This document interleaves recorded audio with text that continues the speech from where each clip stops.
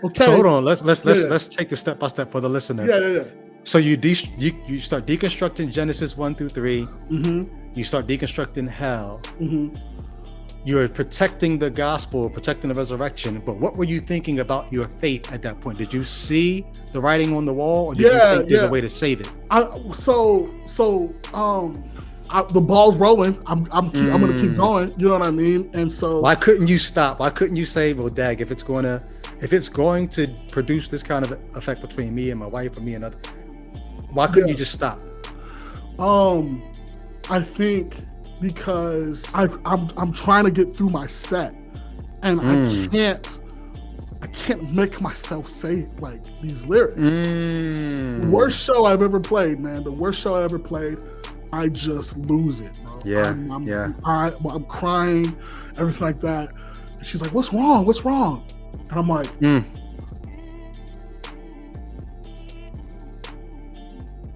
got Mr. Napalm. We got Mr. Napalm in the building. Yes, sir. What's going on, my man? Been chilling, man. It's been a very interesting season, but I'm doing all right. Okay. Yeah, we got some seasons to talk about. We definitely got some things in common in our past and maybe in our present. But for those who don't know, we got J.Crum at J.Crum Music. Is that your Twitter handle? Is that your Instagram? That's everywhere. Yeah, that's everything. Okay. So TikTok, Twitter, Instagram, all that. Okay. So you had a name as I don't even know. Like, I was in Christian hip hop for the longest. Kind of something of a platform. But then I went into education around 2010. And I put a couple albums out after that, but I was just looking back over the fence into the culture. So when you came on the Christian hip hop scene, what year was it? I was one of the cats that started out in Christian rap. So like, but I think I kind of got popular maybe around 2015.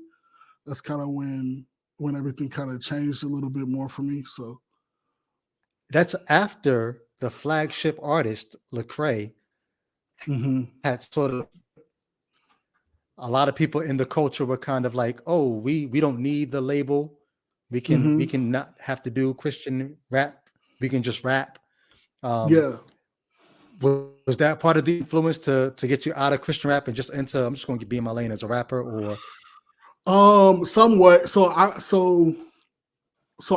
think I recorded like my first like mixtape when I was still in high school, and that was like 2005, 2006. So it was a long, like way back then. And so I was heavy in ministry at that time too. So I was pursuing ministry at the same time as rap. Ministry kind of took the bulk of my time. So, but yeah, I was there. Yeah, through high school. So through high school, through college, through all that, through all that. So like, I had saw kind of the fate. I was around for the shift, right? So it was around like 2012 when Lecrae kind of said, "Yo, I'm not a Christian rapper. I'm a rapper Christian kind of." And then 2015. I was making music around that time, but music just started really taking off around 2015. And so that by that time, I wasn't necessarily a thing where I was shunning like the label. It was kind of this thing of like, whatever y'all want to call it is whatever y'all want to call it. I'm not really here for that debate. I'm just here to do what I do, And so, yeah.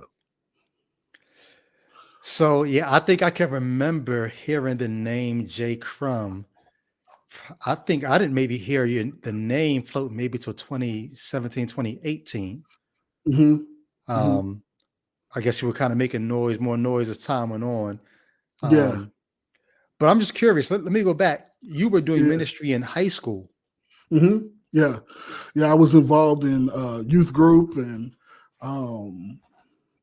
Yeah, man, I was just heavy in church. I was one of those. One of those people who was at church every Sunday night, Wednesday night, Friday night. Cleaning the church on Saturday. I was that kid. Okay. So, I have to ask this because there are yeah. always people who you know, you already know it. You probably got it. Matter of fact, you deconverted, or at least you publicly came out as no longer a Christian a few months before I did. Yeah. And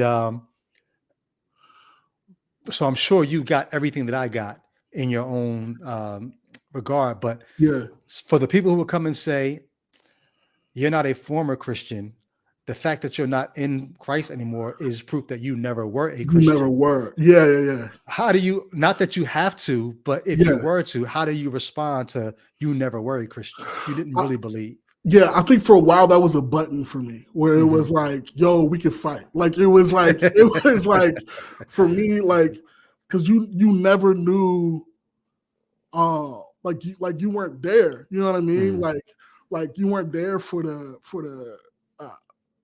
tears that were spent, for all the time I dedicated to this, for the people that I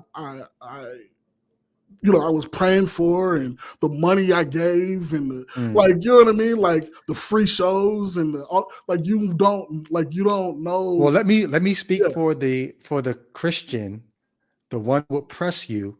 They'll take you to Ananias. I'm sorry, not Ananias and Sapphira. I always do that. Aquila and Priscilla, and they ran across a believer, and they asked him, did you receive the Holy Spirit when you believe? And he said, no, I didn't even know there was a Holy Spirit. And then they did the litmus test. Well, then what did you believe? If you didn't have the experiences that we experienced, what did you believe? And then when they found out he had only made it up to John's baptism, they're like, oh, that's why you didn't have the same experiences, because you didn't believe the right thing. Yeah. No, that wasn't. Yeah, but they'll say that. What did you believe that makes you say, I was a Christian? Like, what did you believe? Yeah, I believe that, I believe that Jesus was God. I believed in the triune God, right? Father, Son, Holy Spirit. I believed that the only way to heaven was through Christ. I believed that we were sent here not only to convert people, but to make disciples. I believed that I believed in baptism. I believed in the work of the Holy Spirit. I believed in the power of worship. I believed that God was a God that healed. That this was a miracle working God. I believe all of those things. I believe that God is the most important. Jesus is the most important being in our, or should be the most important being in our lives. Our lives, we were created to worship him and to serve him, And so anybody who's not doing that, you're not living your purpose. That's what I believe, Okay. Yeah. So you saw yourself as a sinner in need of a savior. Absolutely. 1,000%. And Jesus was it. Okay. Well, next then, what I find interesting is they're the ones who want to press you on what did you believe? Did you have the right doctrine?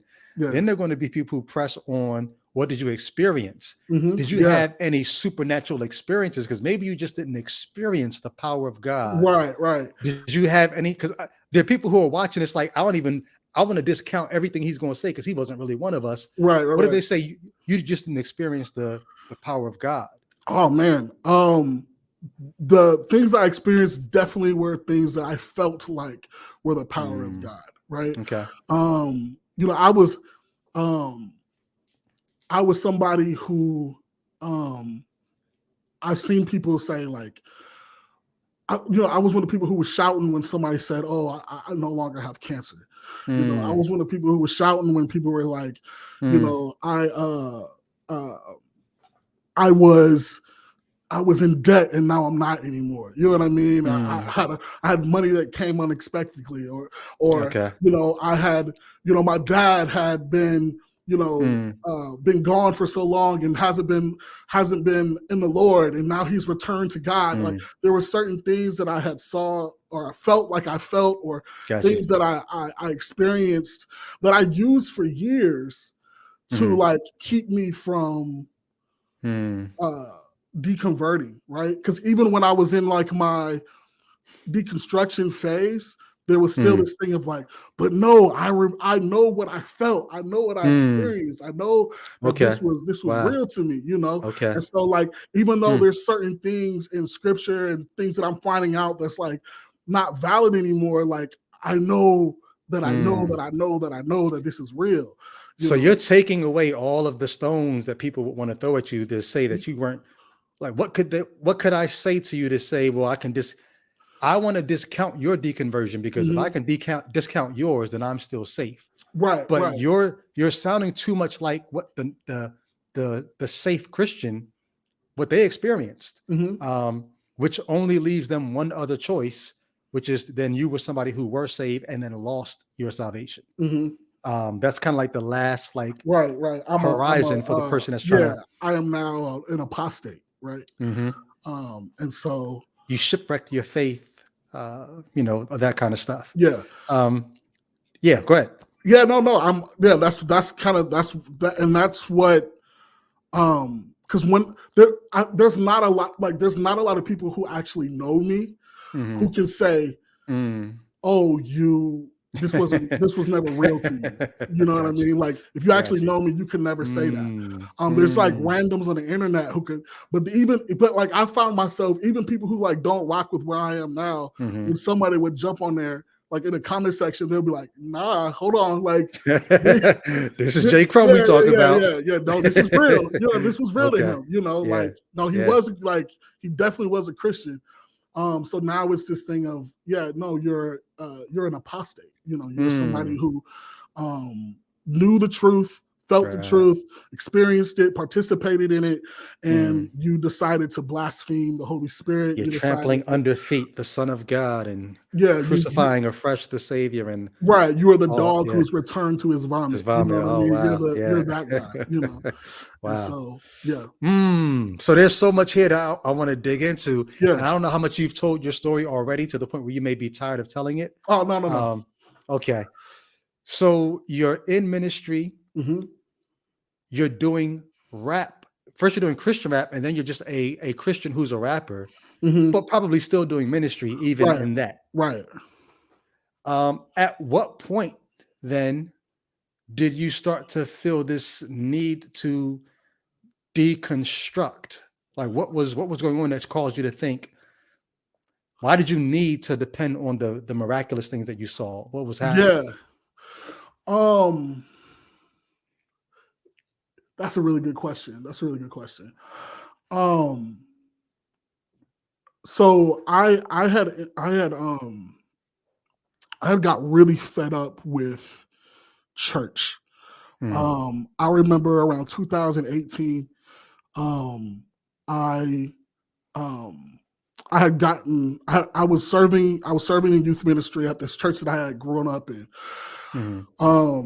And I was in this church, and kind of since I was 12, they were like, "Yo, you're called to do ministry. You're called to be a youth pastor. You're called, this whole prophecy type thing. Like you're called to do this, right?" So here I am, 2018, actually doing it, right? And at the same time, my music career is kind of like, probably you said this is around the time that you heard about me and everything. And so I got invited to Atlanta by this label to like, "Hey, we want you to come and write and, do some stuff like that." And I'm like, "Oh, yeah, cool. Let's bet. I'm cool with writing. I'm cool with doing all that." And so I was really excited. And I remember telling one of the pastors, that like this is what's happening, I might miss a couple Sundays or whatever, but I'm going down to do this. I'm super excited about it, whatever. And they were like, "Yo, this is a distraction." And they were like, "This is a distraction. This isn't the Lord. You're called, you're called to be a pastor. This music thing that you're doing, this isn't what God has for you." Right.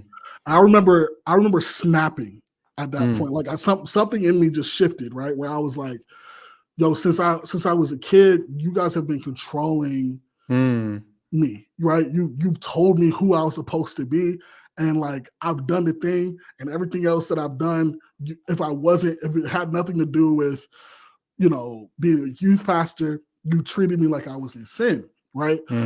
I remember at that point, I actually left that particular church, and I linked up with a friend who was a pastor friend of mine who had a church planning residency. And I wanted to, I was so kind of fed up with like church culture, like Western church culture. I was one of those guys that was like, I'm so fed up with like Western church culture. I want there to be a church that's actually what the church is supposed to be, right? Okay. So I joined this church planning residency. I'm sorry, just in case somebody who's wondering or maybe trying to insinuate what you're saying. When you say Western church culture, does that include Black and white, or is it more European thing? Okay. No, it was both. Yeah, it was both. Gotcha. So it was this thing of, because I had been in both worlds, right? Because where I was a very Black church, but when I was in Bible college, I was in a very like evangelical white church, right? But complications and issues with both, if that makes sense. Very different, but still things that I was fed up with at the time, right? And so, I went through this church planning residency, and I did that for about 2 years. So you're talking about 2018, 2019? Yep, 2018, 2019. Yep. Okay. I'm getting ready to launch the end of 2019, right? I got a leadership team. We're planning right in the inner city. I had like church planning, like companies who are not companies, but there's like ARC and different places like that. The organizations. Organizations who are like, yo, we can give you money, we can do all that. And I was like, nah, I don't want, we're in the inner city. I don't want any like outside influence. I don't want no, like, because I seen what happens when like white people are kind of like, hey, this is how we want you to run your church in your hood. Like, nah, like this. So I was very intentional of being like, I want this to be about the inner city. I want this to be about our community. I wanted it to be about that. And I'm sorry, my internet cut out for a second. Oh no, you're good. This church plant, you were lead pastor of the church plant, or? Yeah, yep. I was lead pastor of this church plant. Yep. Okay. Gotcha. And so at the end of 2019, we're getting ready to launch. We kind of soft launch for the first couple months. And then in March, the pandemic hits, right? So the pandemic hits, we're kind of forced to go digital. And what I didn't want to have happen is what happened, where like, because at the same time of us going digital, my music career, like right around 2020, probably was the height of my music career, right? Because I was about to go on tour. I was dropping music videos like every like 2 weeks. Like it was just like there was just a lot of like really cool things happening around that time. So when I go digital, there's a bunch of people who are like, oh, J.Crum has a church. We're gonna tune in. Right. So they're tuning into like the services. So you got all these people who are like giving their opinions and thoughts and everything like that. So right around this time as well, the news of Ahmaud Arbery comes out. Right.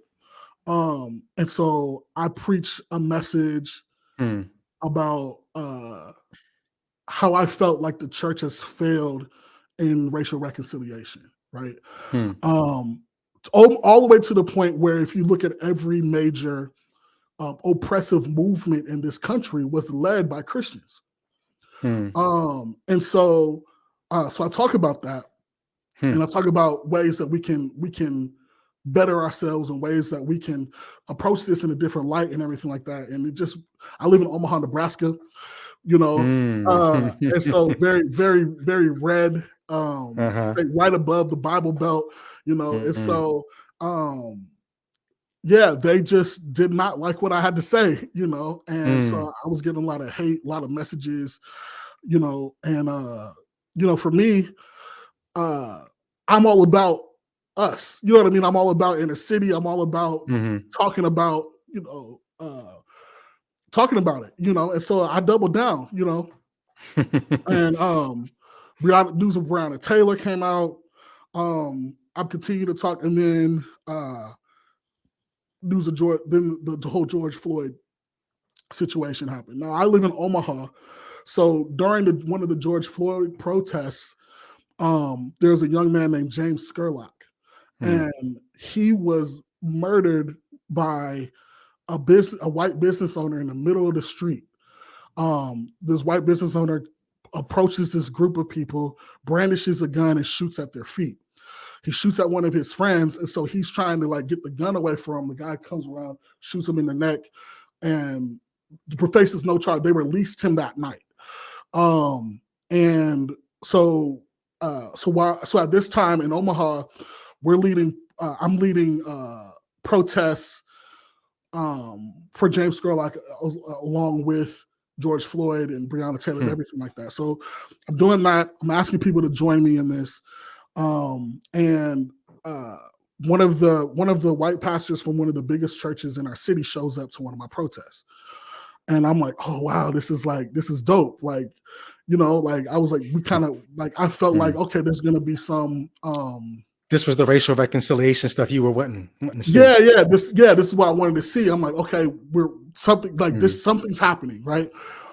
So he shows up. There's some other pastors who showed up to the thing as well, people from our neighborhood, stuff like that. We're all praying. He refuses to join us in prayer, right? So he refuses to join us in prayer, and he kind of just stands in the back. We're all outside, but he kind of stands in the back of the crowd, just observing, just watching. He gets on Facebook that night, and he says, I believe Black lives matter, but Black actions do too, right? And basically saying that the things that George Floyd and the things that James Scurlock and the things that Ahmaud Arbery and the things that Breonna Taylor did, somehow they were responsible for their own demise, wow. Right? Wow. And saw so many other people in ministry agreeing with him all throughout the comments, and I was just like, man, I was so fed up, man.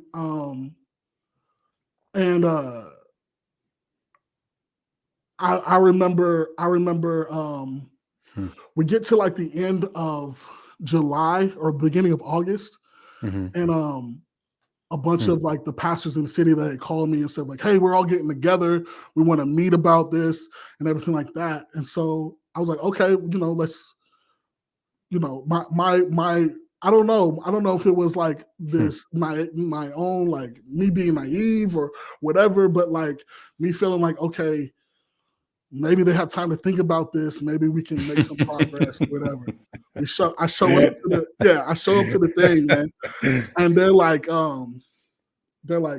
hey, we want to get together. We want to gather. We want to petition to basically city officials and everything like that to allow us to open up our church doors. Right. And so they're there's a countrywide petition, whatever, to get our doors open and everything like that.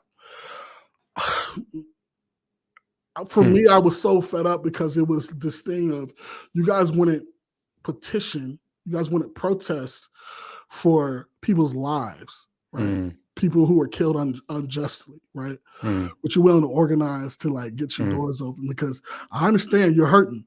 I understand you can't afford them houses, you can't afford them cars, you're not getting that title. I hear what you're saying, right? I hear what you're really, really talking about. And I was just done, bro. I was just I was done with church at that moment, right? Okay. I was done with okay, whatever this is, I don't want to be part of it.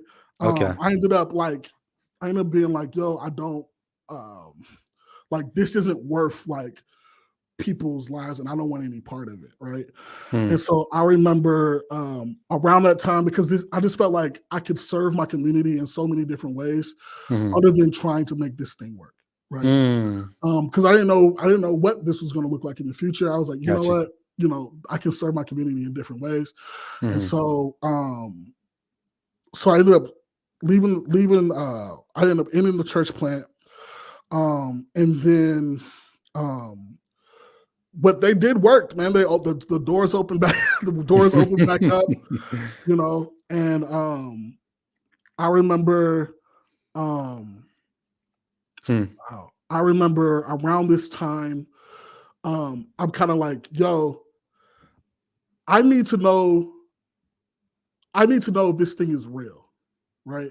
And not just like real, not necessarily like I was doubting God's existence or anything like that, but I just started having these questions of just being like, certain things just stop kind of making sense to me. And so for me, it was this thing of like, okay, I'm going to arm myself with like apologetics, kind of arm myself with like this knowledge to like to hold on to this thing, right? Because like I felt myself drifting, right? And I was like, oh, I don't want that to happen. Let me arm myself with these things. And so I bought apologetics books. I was viewing atheist versus Christian debates. I would basically all these things to try to strengthen my argument. And the opposite happened. The opposite happened. I'm sitting here shaking my head because I just did an interview with another former Christian rapper, and it was almost the exact same thing, word for word. Started trying to do apologetics to shore up his own faith, watching debates between Christians and atheists, and then just at some point realizing like, I can't defend this. But I don't want to stop you. Go ahead. No, that's exactly what happened. It was kind of like, and bit by bit, the pieces started to fall away, right? So bit by bit, it was, I think what was the first thing? The creation story was the first thing. So like, basically I got to the point where it was like creation story, deconstructed hell, deconstructed, I deconstructed a lot of things within the Bible, but there was this one box, right, that I didn't want to open. And that was the resurrection of Jesus Christ, right? And I'm like, okay. So hold on, let's take the step by step for the listener. So you start deconstructing Genesis 1-3. You start deconstructing hell. You're protecting the gospel, protecting the resurrection. But what were you thinking about your faith at that point? Did you see the writing on the wall, or did you think there's a way to save it? I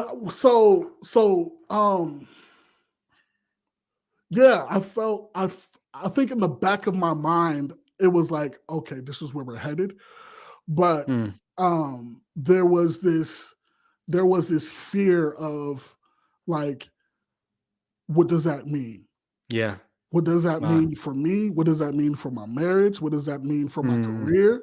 What does that mean for my family? What does that, like for my support group, the people that follow me, like the people I've mentored, the people, like, what does this mean? And it was this fear of, man, if I open up this box, my world's going to explode, right?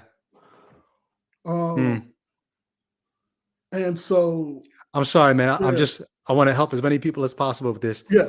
Were you sharing all this with your wife as it's happening? So as like certain pieces started, so we, it was Genesis. When the things with Genesis, I'm like, yo, like this is what I discovered, and yo, this is what I discovered about hell, and this is what I discovered about homosexuality, and this is what I discovered. So like all these different things, and it was the more that I shared, the more trust I lost with her.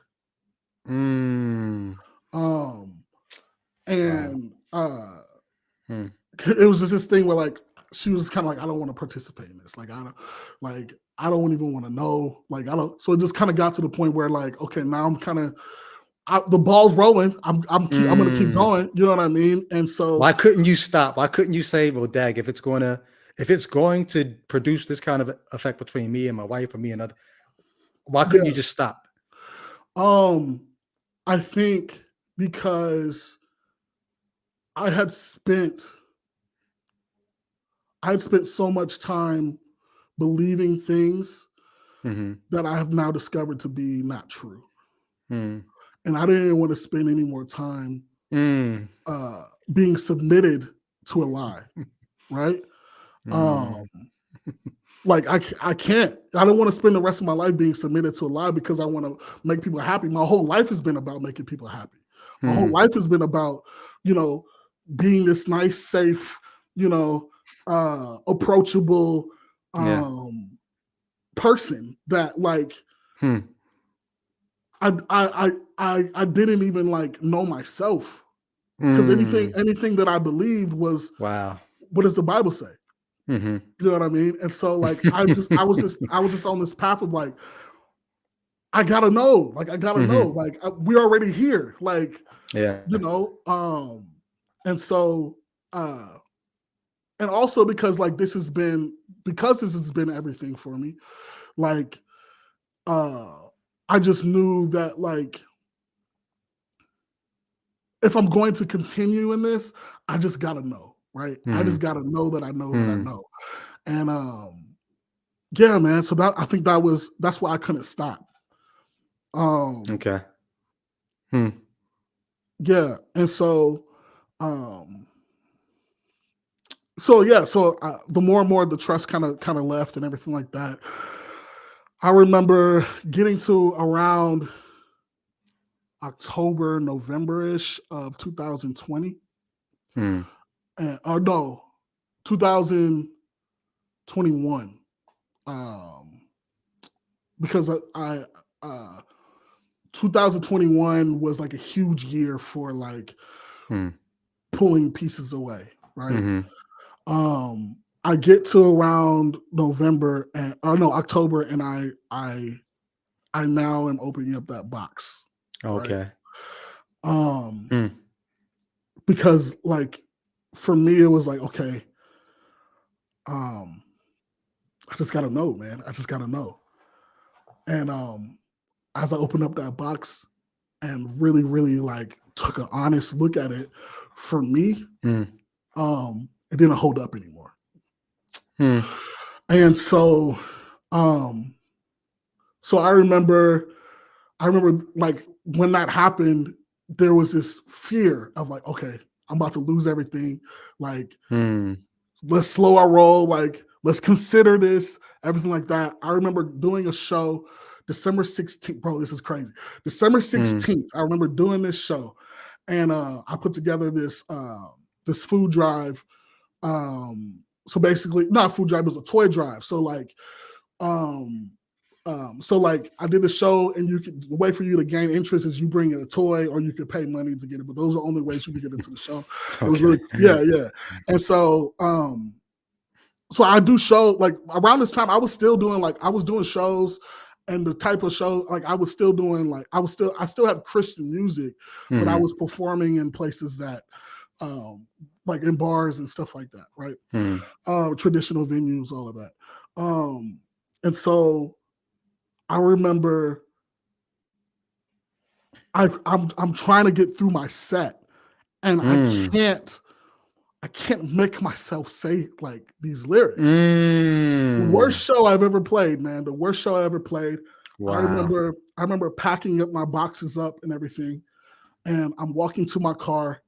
My wife is behind me, and I put the things in my car, and I just lose it, bro. I'm crying, everything like that. And she's like, "What's wrong? What's wrong?"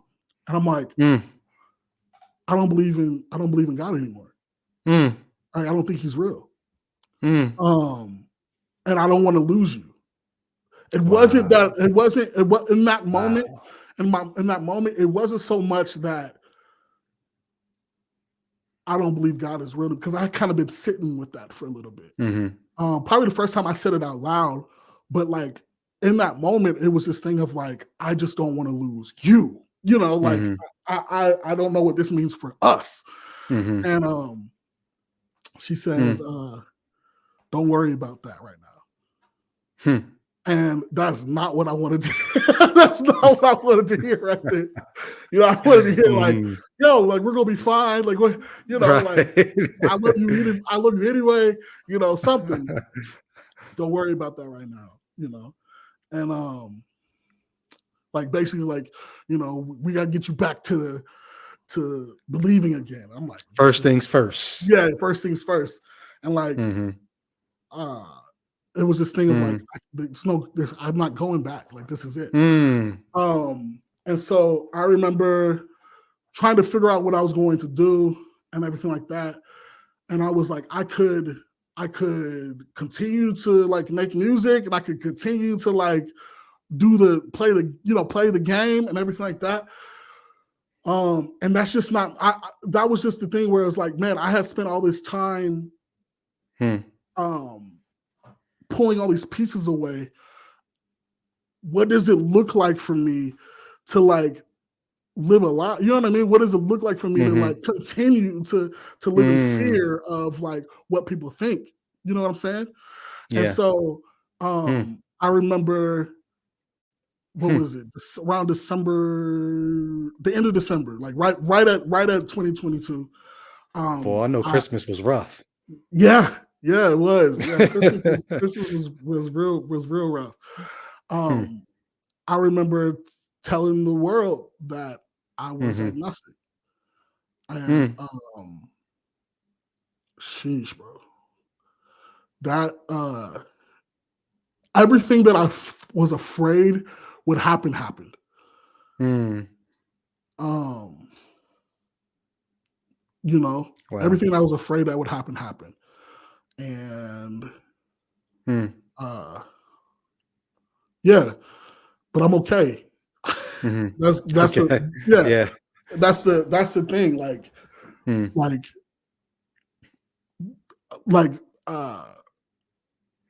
Living, like being able to be my true authentic self and not live in fear of if this grand creator is mad at me, is worth that. You know what I mean? It's worth that, learning myself and all those things. Like it's been worth that, taking care of my mental health instead of trying to pray everything away. It's been worth that. You know what I mean? And so, yeah. So I don't know if that, I'm sure I've probably answered that and answered your question more. Yeah, but, great. No, that's great. It did raise a question for me, something I'm planning to address in a different video, but since you said it, I'll ask you. Yeah. You come to the point, well, no, it's several things. Who helped you when you were watching these videos with atheists and Christians, or when you finally got to the box of the resurrection? Who were some of the people, whether it was books or videos or whatever, that helped you think through these things or made you ask certain questions? And so my pastor friend, who I'm still friends with now, by the way, but like my pastor friend who helped me with the church plant. I brought a lot of questions to him. Some of the apologetics books that I bought Urban Apologetics, which I still feel like is a great book. But Urban Apologetics by Eric Mason was one of the first books that I kind of got to like figure out. I love that little first part of it where he's like addressing like the racist history of Christianity. So anybody who's thinking about, well, let me send him this book, this will help him. I read it already. Don't do it. I read it already. I actually met some people on TikTok's been cool. I met some people on TikTok who was going through the same things, people who've been in like seminary and stuff like that, and really had like really long conversations with them. Some people on YouTube, just checking out some of their stuff. I'm trying to remember his name. I don't know. He's good, but all his stuff is like animated, but he's good. I still watch some of his stuff. Apologia. Yeah. So checked out some of his stuff, and then so I would go with his stuff, and then I would watch like the Christian argument to it, and I would watch these things, and I'm like, the responses, like the responses were so bad, bro. It was like, but everybody was like, wow, like, wow, this is great. You know, I'm just like, huh? Like, what? And so, yeah, man. There's just stuff that, like, I remember like, so even some of my like Christian rap friends, man, like people who are a little more like prominent in the place, like when I was because I was being public about the questions that I had with some of these things too, and they would send me videos like, actually, this is what supports this, and I'm like, and I would watch them, and I'm like, nah, like, this doesn't make, like, these things aren't holding, you know, like, these things aren't holding up. Like, it still goes, it still goes back to the circular reasoning, and of oh, well, I believe this because the Bible says it, you know. And yeah, that just didn't work for me anymore. Yeah. Okay. Yeah. But yeah, so I was those are the things that were helping me, like, along this way, on both, you know, just even with I wasn't biased in the information I was seeking out. That's basically what I'm trying to say. Like, I was because I really wanted to know. So anybody who was like, oh, you just had the wrong people helping you, I'm like, nah, like, I was honestly trying to get, I was having conversations with people on both sides trying to figure this out. So it's interesting. When I did an interview on Myth Vision, which is another channel by a former Christian who now is a huge counter apologist. He counters Christian claims, but I did an interview on his show, and he asked me, like, who helped me, like what sources, what books, what authors, what theologians, what scholars. And I think he was hoping or thinking I was going to name a bunch of liberal or higher criticism, secular. And I said, no, it was really the Christians who helped me. Yeah. When I started seeing Christian biologists, Christian geneticists making arguments for evolution, that's what made me say, wait, then we got to rethink some things. Right. Yeah. No, so I was going to Christians, and they were the ones that were making me rethink a bunch of stuff. Yeah. I was looking at Christians. I saw this video of Christians. They still would claim, even today would still claim Christianity, but like taking another look at like homosexuality, taking another look at the concept of hell, and taking another look at, these are people who are still holding on to, like, you know, holding on to their faith in some way, still would identify as Christian. But yeah, they helped. People helped me, you know. I remember like the Joe Lumens and people like my man Donnell, my Donnell Wrights, and there were just people who would still consider themselves Christian in some way, that were like, well, here, let's take another look at this, you know. So yeah. Okay. So one other question that came up, when I can so relate to that, singing the lyrics and then not being able to get through it. I remember being in church, worship songs, banging worship songs, like dope theology. Yeah. And I would go mute on certain parts of the song because I couldn't get myself to worship somebody who was most likely still dead. Yeah. If he ever lived. And I remember like going mute on certain parts of the song, like this, and I kept telling myself, this means something, but I wouldn't let myself live with what it means. Right. I just would go mute and then pick up the next stanza of the song and try to pretend like I'm still okay. Yeah.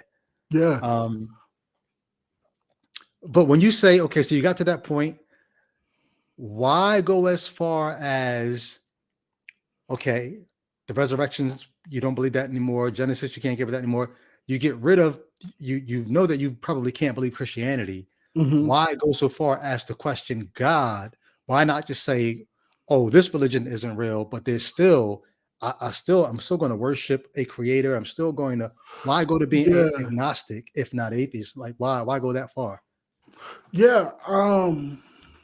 I think for me, I also took another look at those like miraculous or even those experiences with God that I thought I had. Glad you went back to that. Yeah. And so, because those were the things that like I held on to. But then seeing how, taking another look at those things that I was giving credit to God for, oftentimes were things I should have given credit to like a doctor for. Or the things I should have gave credit to like a healthier diet for, or things I should have given credit for better money management, or you know, a tax return, or you know what I mean? Like there's certain things that like and then like even the feelings that I've had. I did a couple tests, if that makes sense. So like I took Hillsong, right? And I would listen to like a Hillsong United song or whatever. And then I would listen to Coldplay. And I would be like, oh man, they stole this word for word, bar for bar. You know what I mean? Like the chord progression, everything. Right. And like I feel the same. The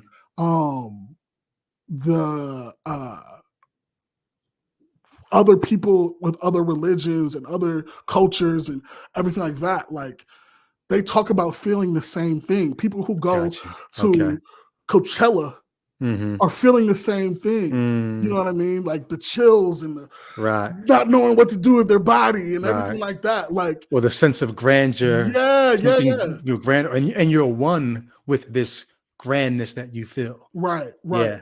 And they're having these moments while the music is like, yo, fuck that bitch, well, all that type, you know what I mean? Like all that stuff, like they still like, you know, and I'm like, huh. You know, that's interesting to me, you know.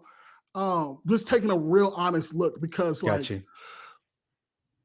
when I was a Christian, I was trying to find ways to explain that away.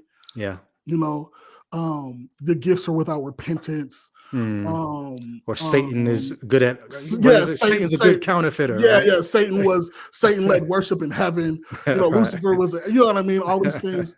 So I would try to explain that away in a lot of ways. But yeah, taking an honest look at a lot of those things, it was just I couldn't, man. I couldn't do it anymore. Okay. Yeah. Wow. I applaud you, man. I applaud you for there's a guy on my podcast, Jay Witt. He says one of the things that he takes pride in is, and I know that Christians, you know, this is a soundbite because they're like, aha. But he says he takes pride in thinking his way out of the faith is one of the first times he fought for himself. Yeah. Like this is an original thought. I arrived here on my own. Yeah.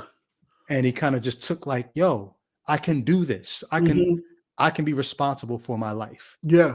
Yeah. Yeah.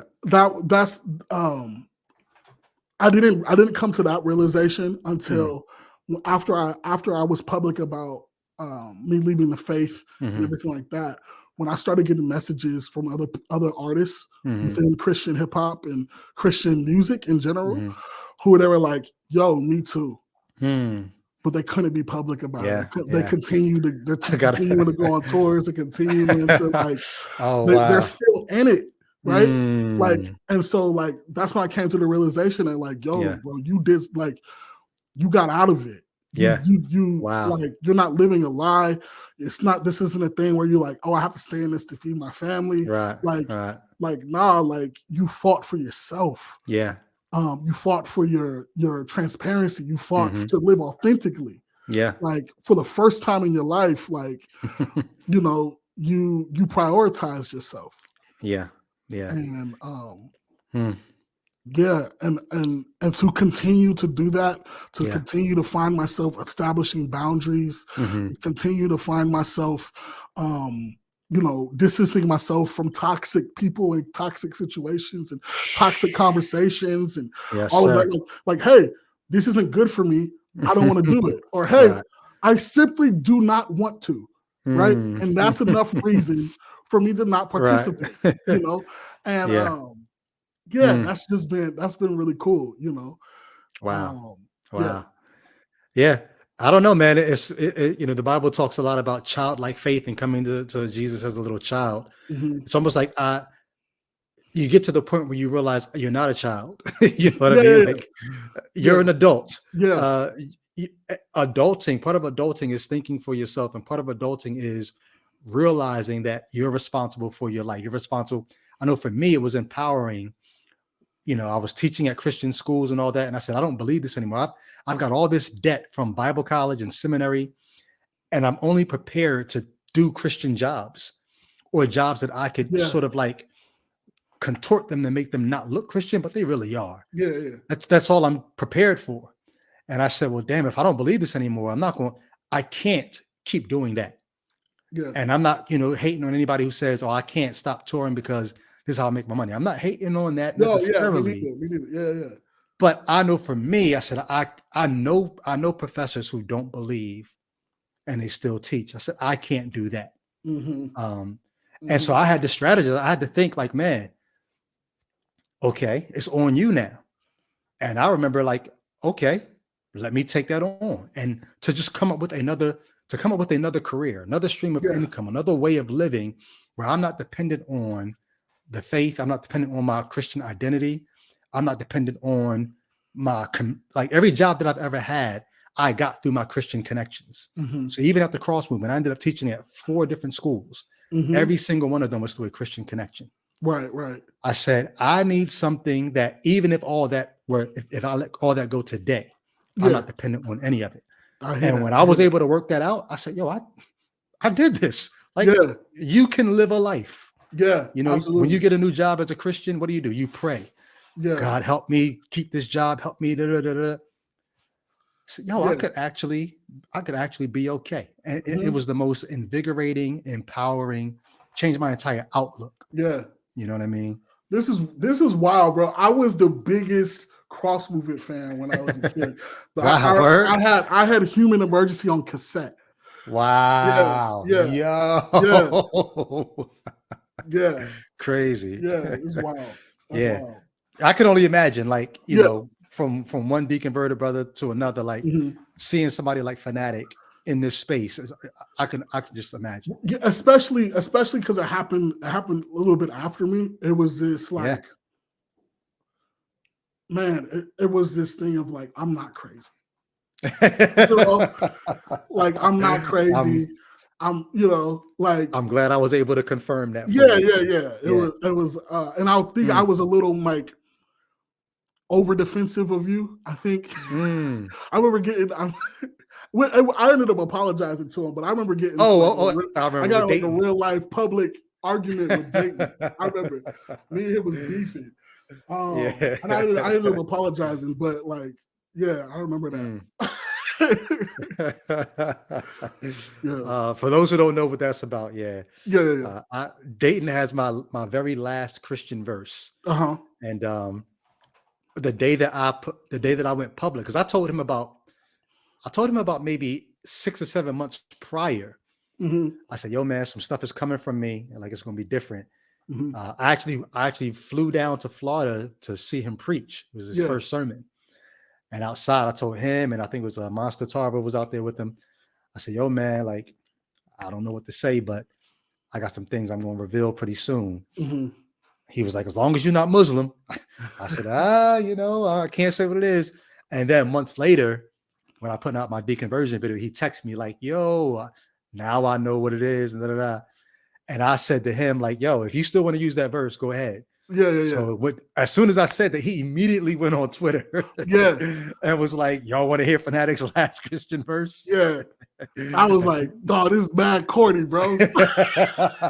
You try to get streams off the brothers. I was like, you trying to leverage this dude's deconversion for, for streams.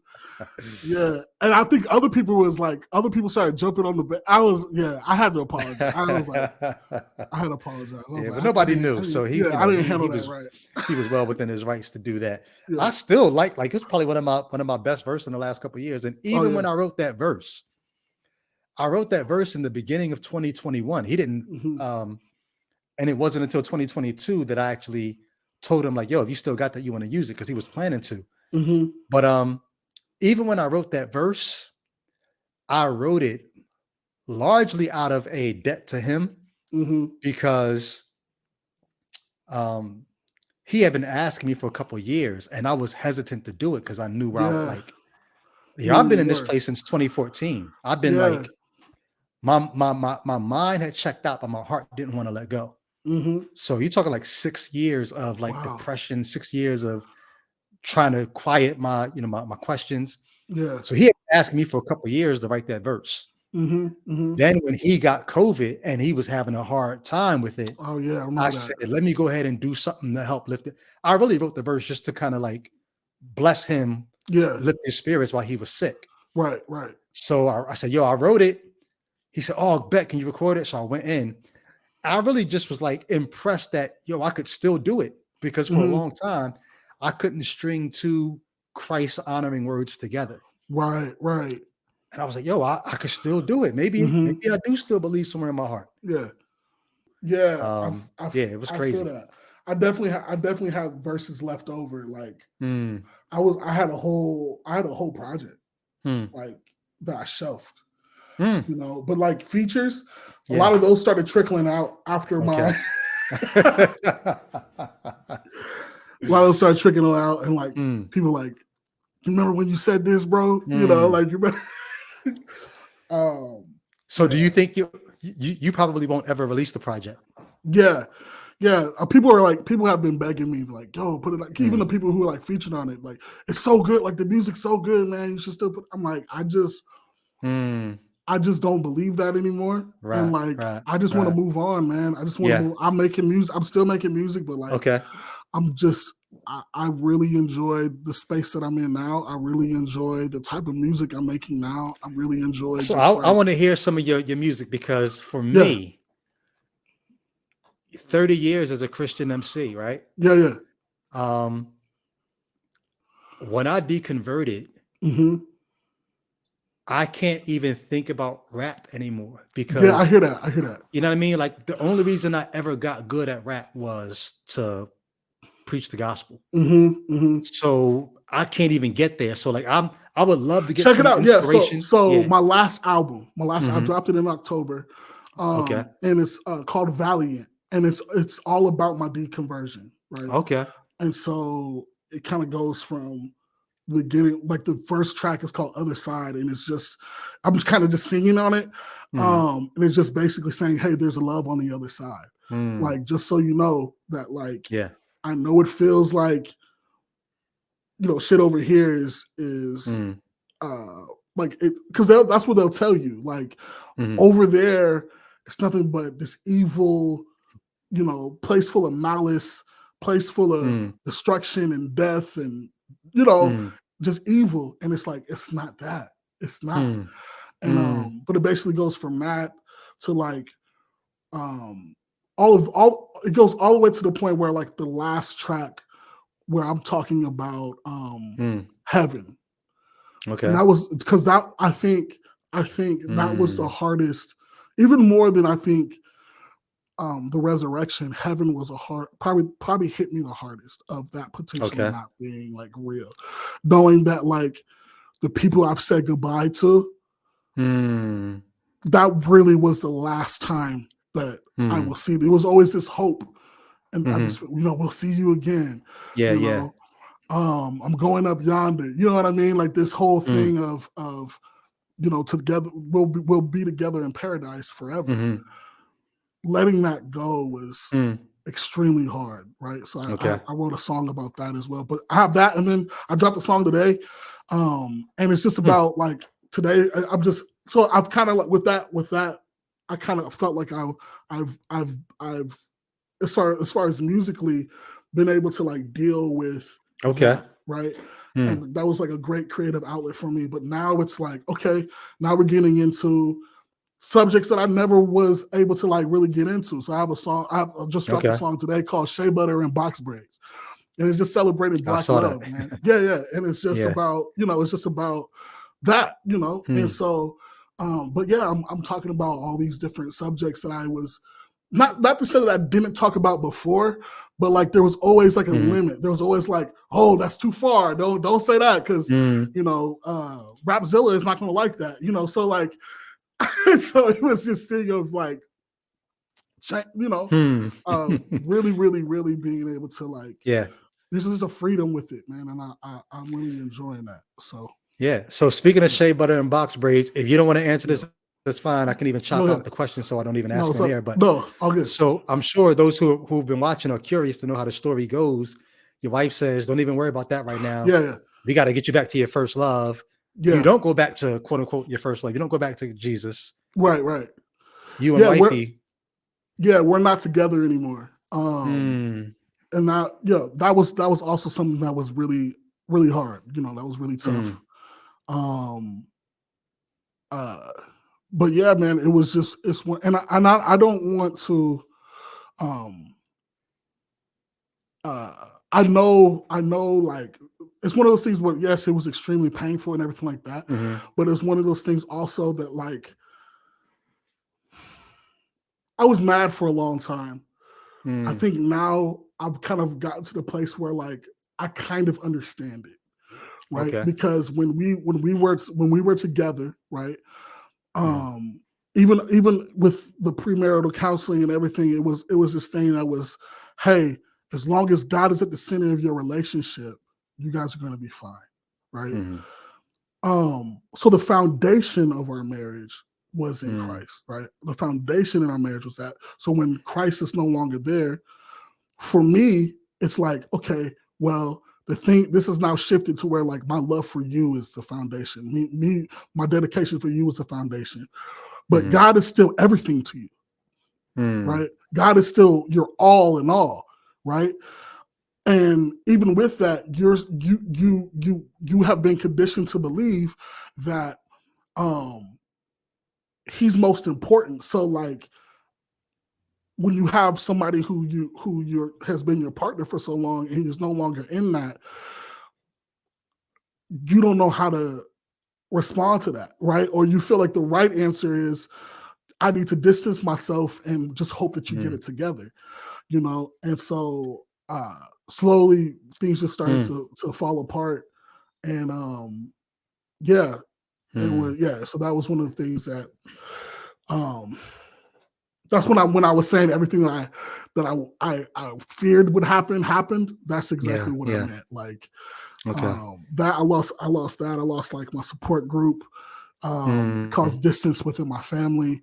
I'm still, I think I'm still trying to rebuild that support group. I'm still there's still lots of leftover pain and hurt that comes out of that, there's still waves of depression that comes. There's still all of that, but it's like one of the things that is great now is I can acknowledge that hurt for what it is. I can acknowledge that pain for what it is. And it's not this thing where I have to spiritually bypass it. Because before it was this thing of like, whenever there was that pain or that trauma or whatever, we would spiritually bypass it and say, give it to God. Give it to God, or God has a plan, or it's all going to work out, for the good. Everything works out for the good of those who love Him, stuff like that, right? When I was like, no, like, this sucks. This hurts. Right. You know what I mean? Like, that was fucked up. You know what I mean? And so, like, acknowledging, I don't know, I didn't ask before. I don't know if, like, this is a place I need to, like, not cuss or whatever, but,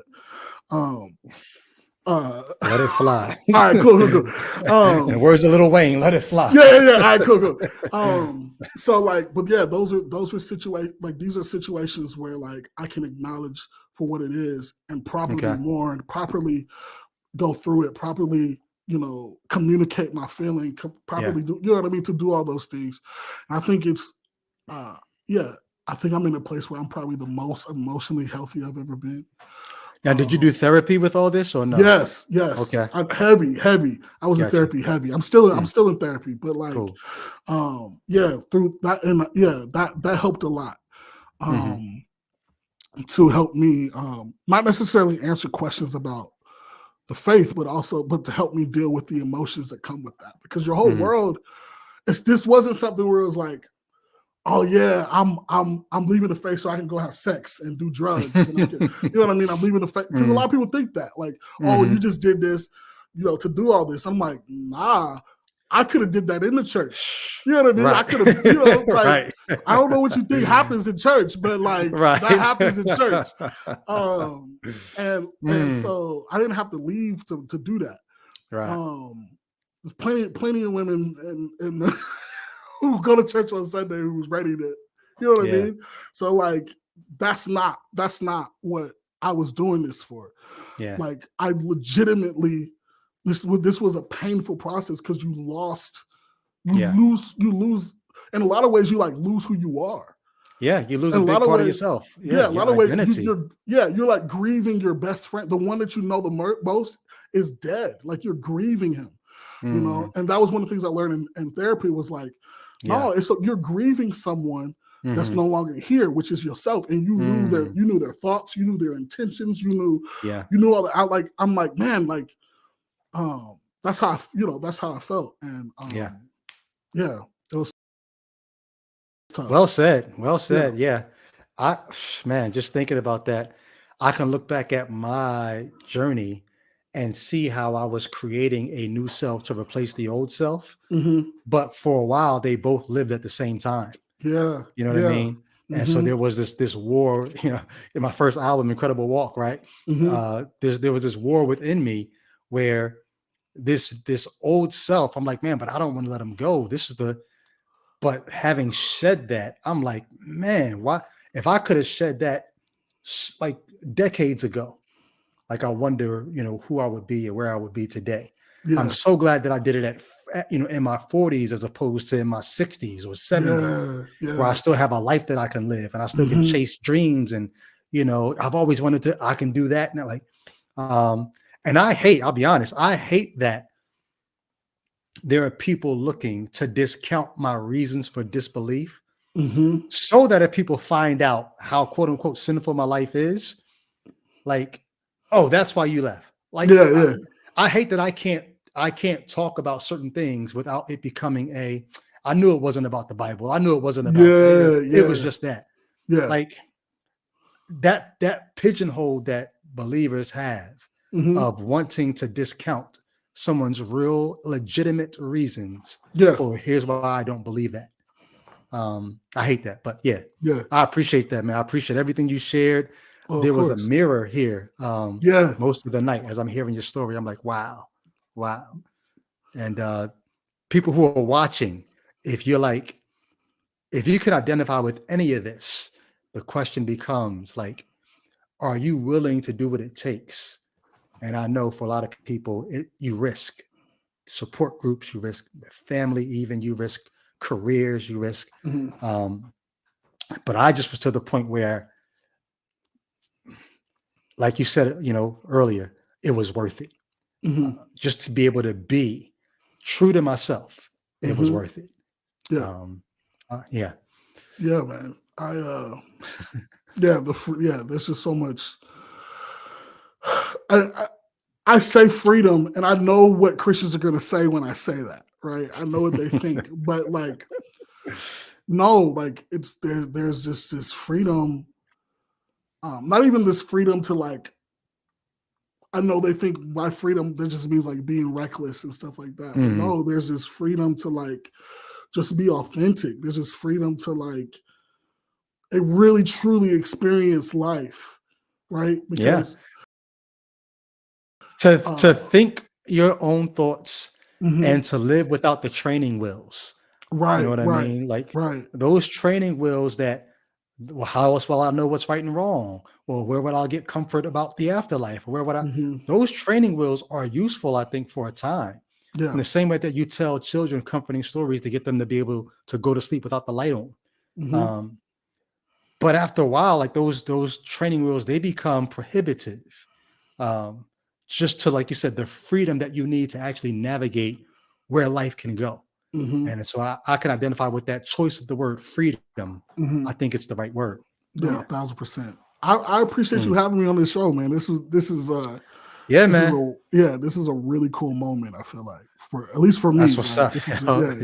Me too, man. Like I when I heard Napalm, I said, yo, this brother is spitting. Oh yeah, like, you know what I mean? I love spitters. I love people who are versatile. I love people who are creative. And I don't know if how old are you? I'm 34. Okay, so kind of next generation is from where I was, or at least I don't know if it's a whole generation, but maybe like middle child between me and the younger generation. So anyway, I told my guy, I just interviewed him, another former Christian rapper guy who deconverted. Actually, you're the third one this week that I'm interviewing. Okay, dope. And one of them is not ready to be public yet. Right. But I was telling him, if you ever need to reach out to somebody, like I'm a resource, I'm a brother who knows what it's like to, have to rebuild and have to think your way through. And if there's any resources or, people I can put you in touch with or whatever, or you just need to reach out, bro. Yeah. I'm here. You know what I mean? Man, I appreciate that. Yeah. I appreciate that a ton. Yeah. Thank you. Yep. No doubt. But yeah, keep me in mind. Like I said, keep in touch, bro. And if you, I'm trying to peel myself away from Facebook. Like I'm addicted to the Facebook community, even though it's not my community. Because it's just, those conversations aren't gonna go nowhere, man. Like, yeah, I hear you. Yeah, it's maybe some, but like, for me, it's because I think when I was a Christian, it was just like, if I can just get one, if I can just get one. And then like, and I kind of I feel like I carried that into this. Yep. But it's like, I don't gotta get one. Like, I don't gotta save y'all. Like, that's not my responsibility. I'm trying to get there because, like I said, I spent 6 years in the dark, and it was a dark time. Yeah. It was periods of extreme piety, trying to get God to speak, and extreme wilding out, trying to get God to like condemn me, like convict me, do something. Yeah. It was terrible emotionally. And so I think about anybody else out there who might be going through something, like if they could just, there are people who hit me up, hit me up, called me a few months ago. Like, I hear what you're saying, but like, if there's no God, I could just go cheat on my wife. I could just, he was looking for a reason to not take my claim seriously. Yeah. I was like, you could, but you got to live with the consequences. Yeah. Doesn't, like, I think people think morality is exclusive to Christianity, and that's not true. Yeah. And so, but to speak about what you're saying, like, I get like wanting to help people, and I still do. Like, people would hit my DMs all the time, like, hey, if somebody has like a legitimate like question, I do it. But like with these Facebook things and all of that, one of the things I've learned, it was like, I'll help and I'll have conversation, but not to the detriment of my peace. Yeah, I feel that. Right. So it was so it's this thing of like, if I feel uncomfortable, fuck y'all. Like, I don't have to save all of you. The people that want to talk to me and the people who are going to be respectful, cool. You know what I mean? But other than that, you gonna think what she's gonna think about me anyway. So like, I feel that. I feel that. So as a brother, you can hold me accountable if you see me on the joint too much. Let me know, yo, fall back, because I really do need to. My guys, my dudes in my podcast, they always tell me, yo, fall back. You need to. And like I said, but for me, it's two things. It's for the person who might benefit from seeing, like, people tell me all the time, the reason why I bought up, I don't think he wants anybody to know that he called me. And not that he said he was wavering in his faith or anything. He just had questions. Yeah. But he said, yo, I've read everything you posted all year long. Yeah. Like since January. Like that's how much he's been tapped in. So all 2022, he said, I've been reading everything. Yeah. There are people like that I'm like, man, I could be helping them. I get that. Who called? Okay. He was like, yeah, man, I don't know either. Like, yeah. What are we doing? What are we doing? Right. We're placing our bets. That's the whole Pascal's wager. Yeah. Exactly. That's what it is. Yeah. But the other reason why I tapped in, so I think being there for other people, I don't have any shame in that. The part I do have shame in is I know there's a part of me who I know that if I don't have my Facebook community anymore, I don't have community other than that. I understand. I got a few deconverted Christian friends that I check in with, but in terms of feeling like there's a community, like when I watch a dope series on Netflix, like I want to tell, I'm immediately going to Facebook. I'm like, but they're not your peoples no more. Yeah. You know what I mean? Like that's my fight. I get that. And to be honest, like that, like for me, that's gone. Right. I got a few people that I'm like tapped in with, and I'm still doing the work to try to build that community, but it just looks different now. Yeah. You know, it looks so like, I think for me, where I found my community is like TikTok. Like that's kind of been where I found other like deconstructionists and other people who are going through the same path and stuff, and I've been able to like link with them. But as far as like, most of my support system is parasocial, right? So it's hard to find real in life. Yeah. Like, you know what I mean? It's like, sometimes I just want to play spades with y'all niggas. You know what I mean? Like that's sometimes I want to do that. And like knowing that I don't have that right now is tough. But yeah, man, I think I've just arrived at like community is just going to look different for me. Yeah. At least for the immediate future, it's going to look different, you know? But like, it has to be healthy. It has to be healthy. Cause I gotta protect my mental, man. Like at the end of the day, this is all we got. Yeah, you know? True. And so True. Yeah, we gotta honor that and protect that. Yeah. You know. Yeah. That's good, man. That's good just to hear another brother say that. Age means nothing. Like I'm learning from everybody right now. That's what's up. I appreciate that. Of course. For sure. Yeah. So I'm gonna let you go, man. Do All your right, thing. brother. Yeah. Definitely keep in touch, man. All right, bro. Yep. Much love to you.